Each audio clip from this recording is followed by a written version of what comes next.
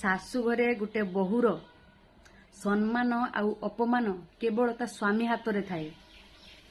ଯଦି ଗୋଟେ ସ୍ତ୍ରୀର ସ୍ୱାମୀ ତା ସପକ୍ଷରେ ଥାଏ ନା, ଶାଶୁଘର କାହାର ବି ଅକାତ ନାହିଁ ଗୋଟେ ବୋହୂ ଆଖିରୁ ଠୋପେ ଲୁହ ବି ଝରେଇ ପାରିବ। ବାହାଘର ପରେ ଗୋଟେ ସ୍ତ୍ରୀର ବଳ କେବଳ ତା ସ୍ୱାମୀ ହିଁ ହେଇଥାଏ। ଆଉ ଯେଉଁ ଜାଗାରେ ଗୋଟେ ସ୍ତ୍ରୀର ସପୋର୍ଟରେ ତା ସ୍ୱାମୀ ନଥାଏ ନା, ସେ କୁଆଡ଼େ ବି ସମ୍ମାନର ପାତ୍ର ହୋଇନଥାଏ। ସମସ୍ତେ ତାକୁ ଗୋଟେ ହୀନ ଦୃଷ୍ଟିରେ ଦେଖିଥାନ୍ତି। ତେଣୁ ସବୁ ସ୍ୱାମୀମାନଙ୍କୁ ମୋର ଅନୁରୋଧ, ଭାଇମାନେ, ଆପଣଙ୍କ ଯଦି ସ୍ତ୍ରୀ ଠିକ୍ ଅଛନ୍ତି ତାଙ୍କୁ ସବୁବେଳେ ତାଙ୍କୁ ସପୋର୍ଟ କରନ୍ତୁ।